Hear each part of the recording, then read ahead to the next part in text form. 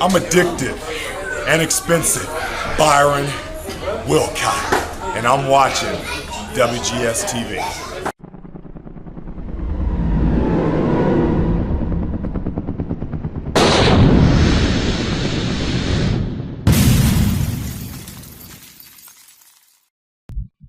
Hello everyone, welcome to another installment of WGS-TV right here at youtube.com/WrestleGamer and FX-TV. I'm the WrestleGamer, Double B Ballabudra, and this is going to be my NXT review for the week of October 9th, 2014.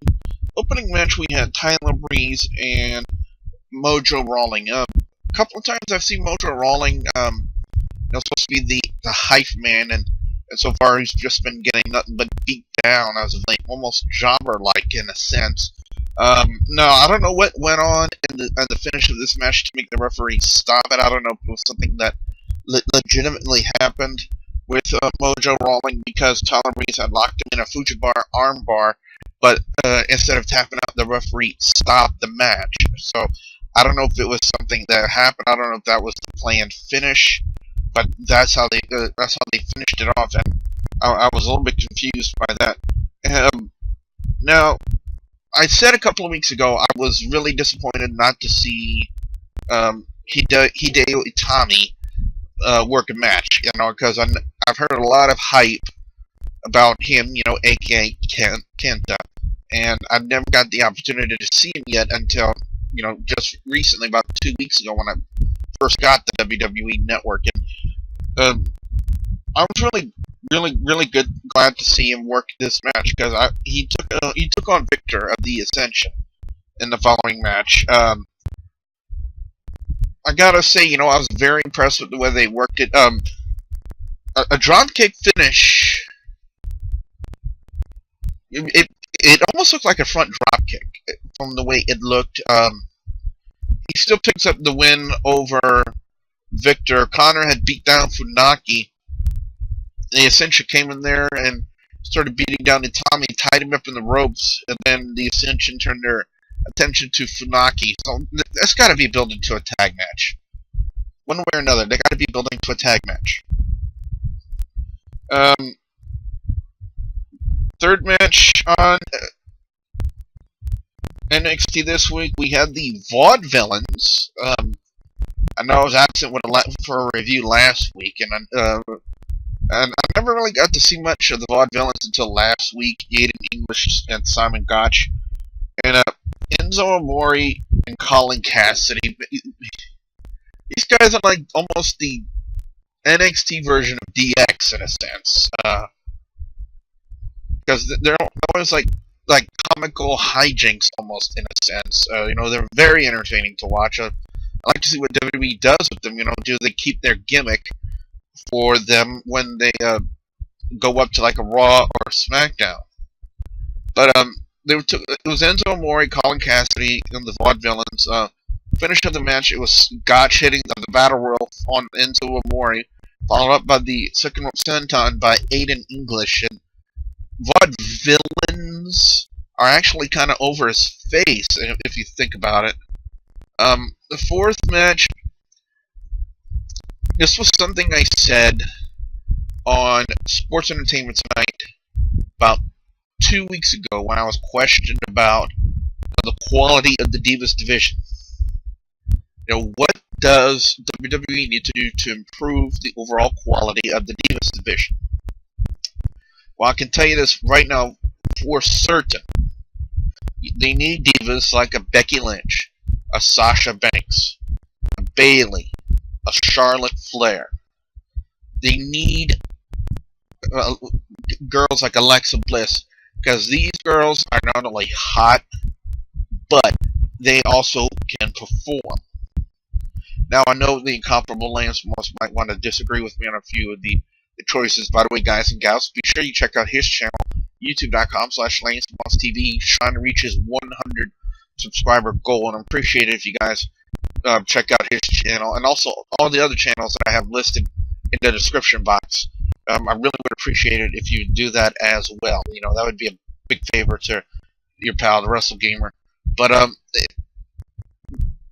the reason why I bring that up, the next fourth match, it was Sasha Banks, the Boss, taking on Becky Lynch in a great match. Why can't WWE let their main divas, or even the divas like Paige and AJ, wrestle like this? Like Sasha Banks and Becky Lynch.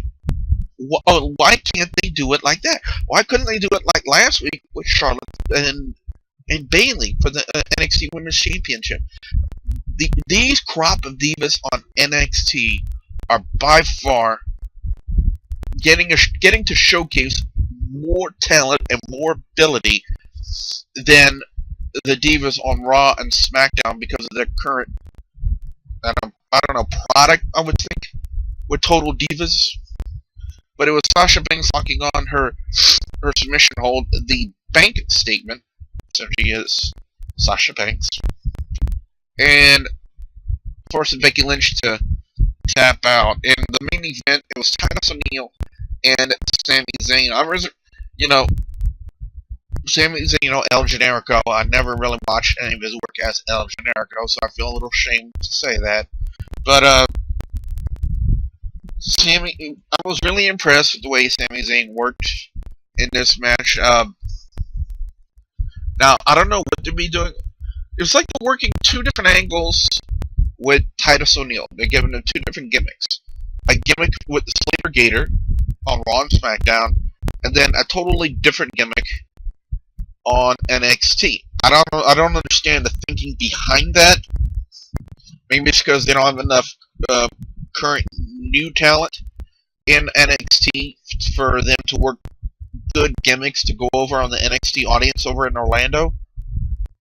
It's just something I'm thinking about. It's just something I haven't seen before. The only time you see a guy work a different gimmick would either be in the Indies. I can't think of any other time, to be honest. But it was just weird. The Sami Zayn put up a good match, but Titus O'Neil hit his sit-out powerbomb to pick up the win, and surprisingly, no appearance by the Bunny. So, as far as my overall score in NXT this week, I'm going to go actually 4 out of 5. I thought it was really, really good. A lot of people are going to be surprised to hear me say this, but I am going to go with Sasha Banks and Becky Lynch for my best match of the night. Again, it goes back to the statement I've already made. Why can't WWE let the divas wrestle like this on their flagship shows? Why can't they let them do it like that? Why can't they let them showcase their talents like Becky Lynch and Sasha Banks on Raw and SmackDown? Why can't they give them that opportunity?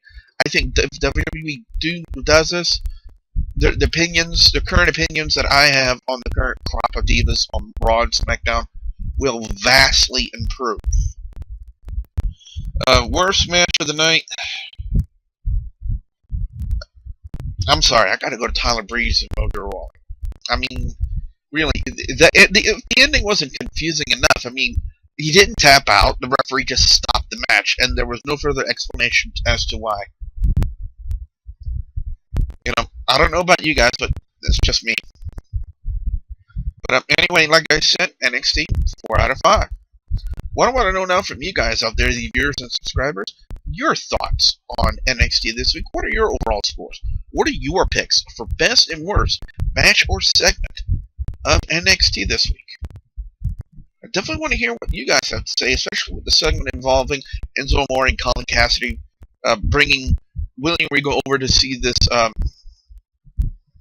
I'm sorry, her name escapes me from the moment, but it was that hairdresser who actually has talent in the ring, and apparently William Regal was impressed. I gotta say, I was impressed too. So I definitely want to know what you guys have to say.